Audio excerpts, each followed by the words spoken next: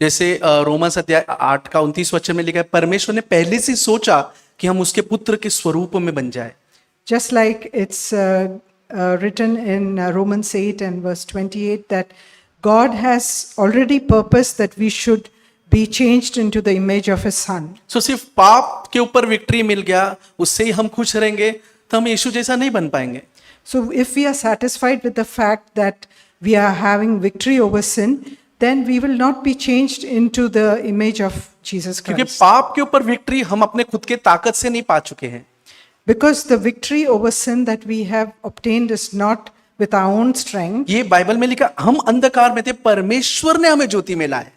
So it's written in the word of God that we were in darkness and God has brought us to the light. अब हमको आगे काम दिया है And then He has given us some work to कि do. अब तुम ज्योति के काम को प्रकट करो।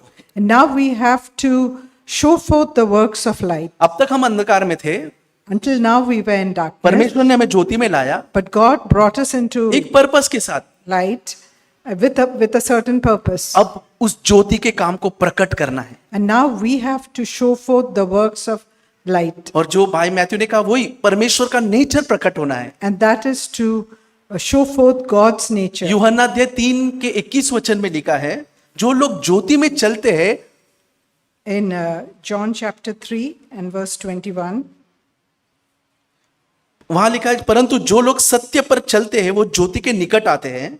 but he who practices the truth comes to the light, देखो वहां पर लिखा है, ताकि उसके काम प्रकट हो जाए that his deeds may be कि manifested वो परमेश्वर की ओर से किया है, as having been wrought in God. हमने नहीं किया है। We have not done हमने it. एक काम किया है।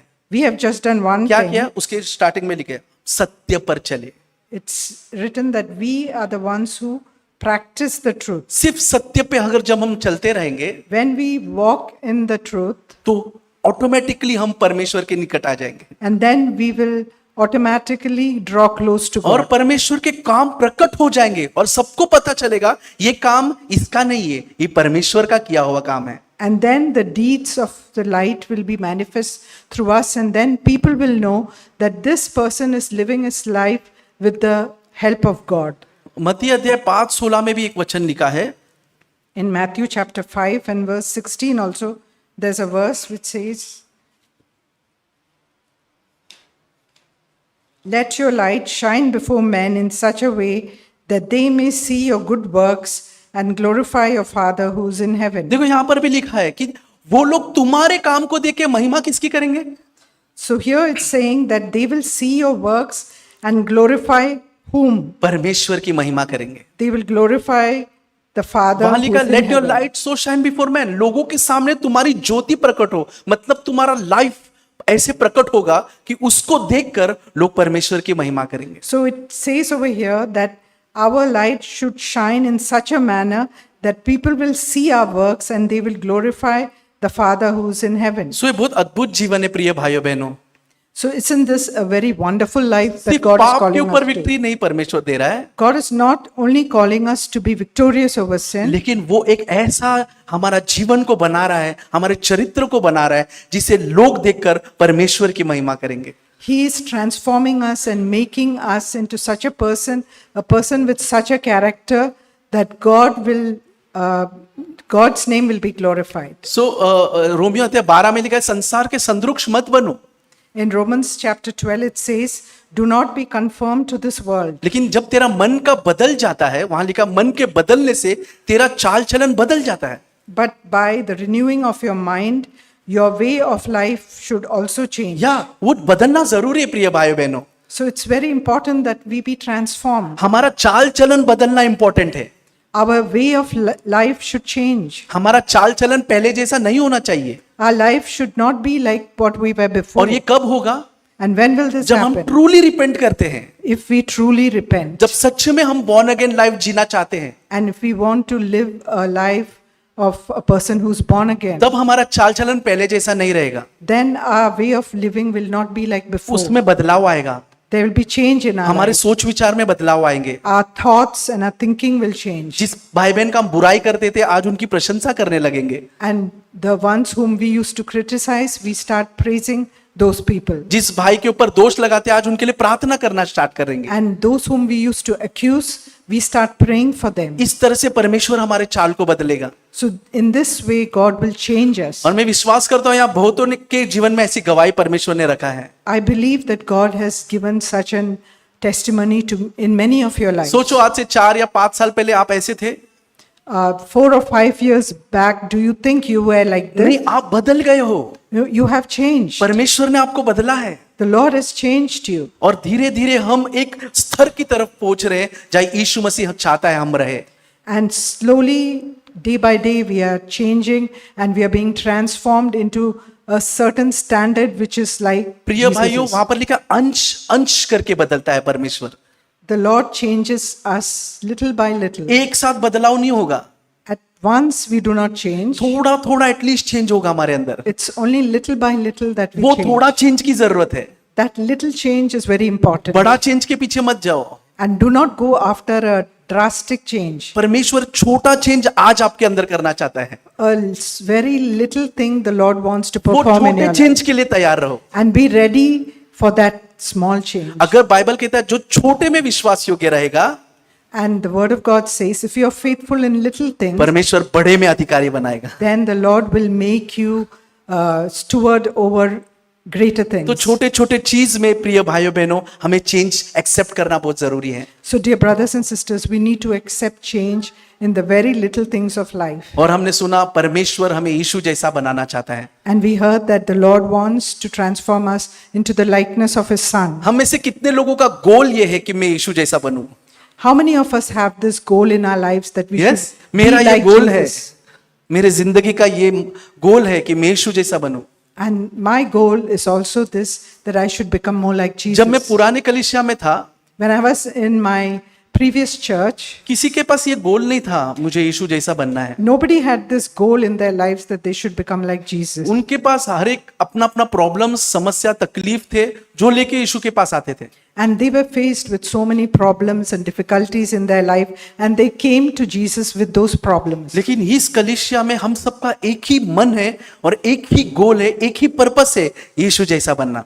But in this church, all of us have this one goal and one purpose in life, and that is to become more like Jesus. इसके लिए बार बार सब भाई आप लोगों को प्रोत्साहन करते हैं कि अपने आप को बदलो, रिपेंट करो, मन फिराओ, बॉर्न अगेन हो और यीशु जैसा बनो। And that is why every brother here is encouraging us to change, to be transformed, and to become more like Jesus. आप सोचते हो बार बार ये हर शनिवार हर रविवार को हम यही क्यों सुनते हैं? And you may be wondering, why is it that we are hearing the same message over and over again? हर भाई आके आखिर में यही क्यों बोलता है? Why does every brother come and speak about this same topic? क्यों पता है?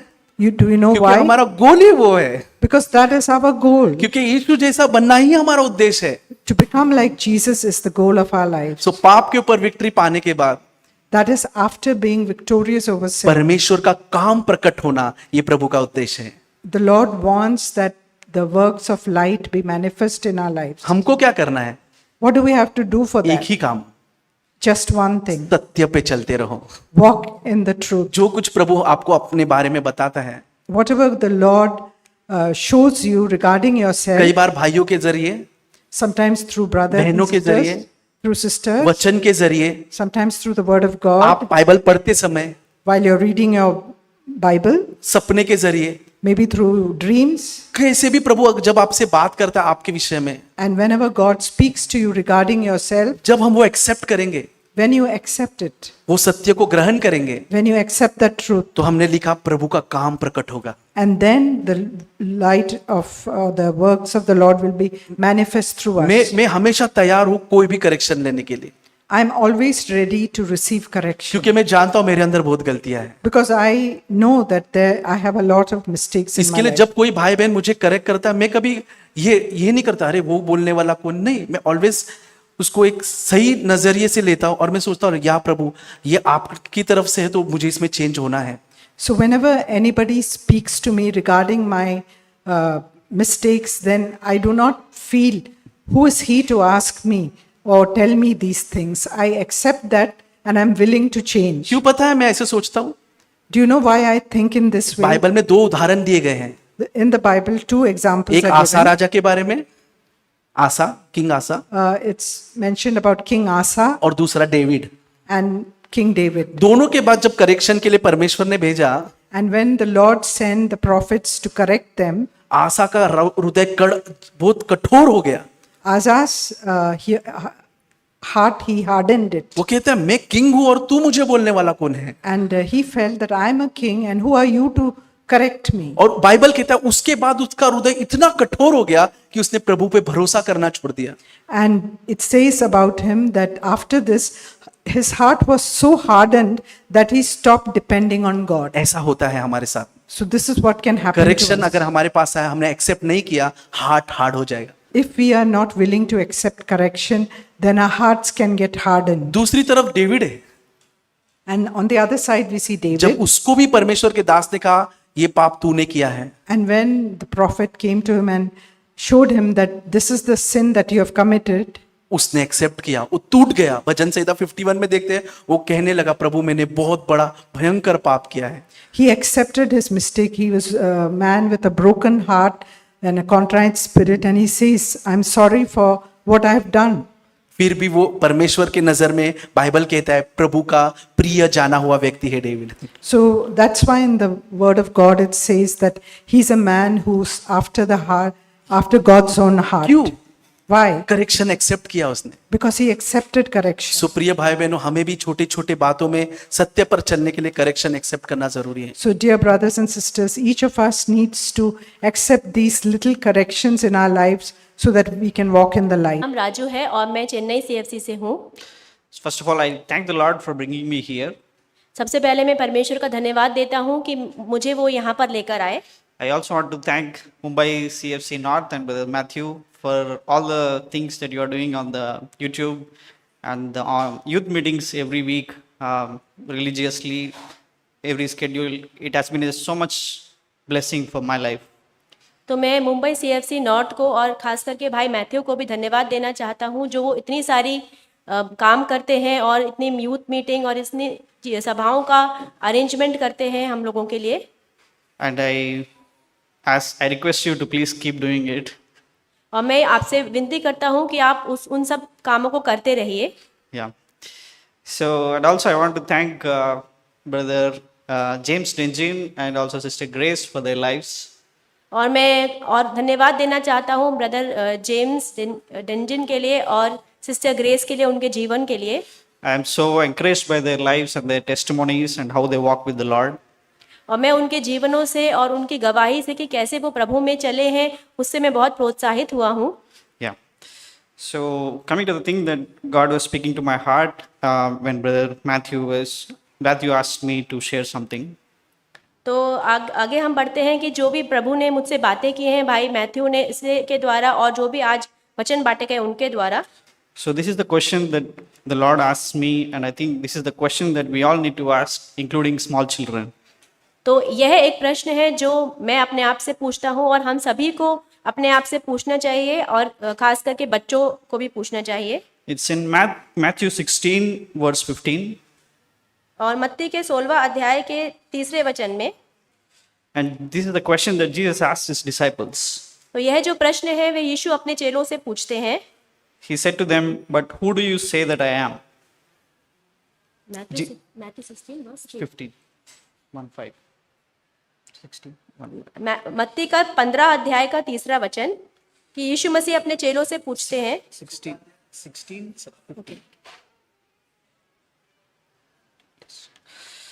उसने उनसे कहा, परंतु तुम मुझे क्या कहते हो?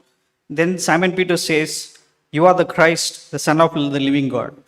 शमौन पतरस ने उत्तर दिया कि तू तो जीविते परमेश्वर का पुत्र मसीह है। And Jesus said to him, "Blessed are you, Simon Bar-Jonah, because flesh and blood did not reveal this to you, but my Father who is in heaven." यीशु ने उनसे उत्तर देकर कहा कि हे शमौन योना के पुत्र, तू धन्य है, क्योंकि मांस और लहू ने नहीं, परंतु मेरे पिता ने जो स्वर्ग में है यह बात तुझ पर प्रकट की है। So it means no flesh and blood, no human being has revealed Jesus to Peter, but the Father in heaven. तो यहाँ पर इसका उत्तर है कि किसी भी मांस और लहू में ने उसको यह बात उस पर प्रकट नहीं की, परंतु खुद परमेश्वर पिता ने जो स्वर्ग में है। So, as we come to the church, even as a small child, we should ask ourselves, like, do I know the Lord myself? तो जब हम कलीसिया में आते हैं, यहाँ तक के छोटे बच्चे भी, तो हमको अपने आप से यह प्रश्न पूछना चाहिए कि क्या हम परमेश्वर यीशु मसीह को जानते हैं। So we are so much thankful to our parents because they take us to the church. They bring us to the church. तो हमको अपने माता पिता से बात करनी चाहिए क्योंकि वे हमें कलीसिया में लेकर आते हैं। And because of our parents, we'll get to know the fear of the Lord a little bit. और अपने माता पिता के वजह से ही हम परमेश्वर के भय को जान पाते हैं। They show us the narrow way. This is the path that Jesus Christ has followed. और वे हमें सकरा मार्ग पर चलना सिखाते हैं और बताते हैं कि यही मार्ग यीशु मसीह ने चला था। And then it is up to us whether to follow that narrow path and know the Lord by ourselves. तो देन हम फिर वो हमारे ऊपर है कि क्या हम उस सकरे मार्ग को चल रहे हैं जो प्रभु ने हमें चलने को कहा। So that is the thing that we need to look for when we come to the church. I want to meet with the Lord. Jesus Christ is the number one thing that I want to focus when I come to the Lord. And He is the person that I want to meet with, and I want to glorify Him. And I want to know what He wants to talk to me when coming to church. यही बात हमें अपने आप से कहनी चाहिए कि मैं तो यीशु मसीह से मिलने कलीसिया में जाऊंगा और मेरा जो सब पूरा जो फोकस है वो परमेश्वर की ओर ही होगा, यीशु मसीह के ही होगा, के ऊपर ही होगा और मैं उनके ही रास्ते पर चलना चाहूँगा। And the other thing I was encouraged by was already shared by Brother Matthew from 1 John 1:7. और एक और वचन जो मैं भाई मैथ्यू ने जब बताया उसके द्वारा प्रोत्साहित हुआ वह है पहला यूहन्ना का पहला अध्याय उसका 7वां वचन। So 1 John 1:7 says, "But if we walk in the light, as He Himself is the light, we have fellowship with one another, and the blood of Jesus, His Son, cleanses us from all sin." पर यदि जैसा वह ज्योति में है वैसे ही हम भी ज्योति में चलें तो एक दूसरे से सहभागिता रखते हैं और उसके पुत्र यीशु मसीह का लहू हमें सब पापों से शुद्ध करता है। So I have to walk in the light. तो इसका मतलब है कि मुझे उजियाले में चलना है। And if I see a brother who is walking in the light, और अगर मैं किसी भाई को देखता हूँ जो उजियाले में चल रहा है and when we talk to each other, we have fellowship. और ऐसे में हम एक दूसरे से बात करते हैं तब हमारी सहभागिता होती है। If I am not walking in the light, or if that brother is not walking in the light, and we spend some time together, it's not fellowship. और अगर मैं उजाले में नहीं चल रहा हूँ या तो जो दूसरा सामने वाला भाई है अगर वह अंधकार में चल रहा है और अगर हम बात कर रहे हैं तो वहाँ पर सहभागिता नहीं है। So there is a great book Brother Santosh Poonen has written. It's called The Congregation, the Club and the Church. और एक बहुत ही महान पुस्तक है जो भाई संतोष पूनन ने लिखी है। उसका जो शीर्षक है वह है कांग्रीगेशन, क्लब और एंड चर्च, मतलब एक समूह, एक कलीसिया और एक club. So in that book he explains the difference between the club and the congregation and the church. और उस पुस्तक में भाई संतोष पूनन ने एक समूह के और एक कलीसिया के बीच में और एक जो क्लब है उसके बीच में अंतर बताया है। So the reason why I'm sharing this is because yesterday I got to spend some time with some of the brothers in Mumbai CFC. और ये कारण है कि मैं इस बात को बता रहा हूँ वह यह है कि कल मुझे थोड़ा समय मिला कि मैं इस कलीसिया के लोगों के साथ समय बिताऊं। I never saw them before in my life. I never heard about them in my life. और मैंने उनके बारे में कभी पहले सुना नहीं था, उनको कभी देखा नहीं था। But when I heard their testimony, I saw that they are walking in the light. परंतु जब मैंने उनकी गवाही सुनी तब मैं समझ पाया कि वह तो प्रकाश में चल रहे हैं। And we had wonderful fellowship time when I spoke with them. और हमारा एक बहुत ही अच्छा सहभागिता का समय हुआ जब हमने एक दूसरे के साथ बातें की। That is the biggest takeaway for me as I came to this church for the very first time. और यह जो इच्छा मेरे मन में सबसे परिपूर्ण थी जब मैं पहली बार इस कलीसिया में आया। May God help each one of us and let us walk in the light. और परमेश्वर हम सबकी सहायता करे और हम सभी प्रकाश में चलें जैसे हम चल रहे हैं। Thank you. धन्यवाद।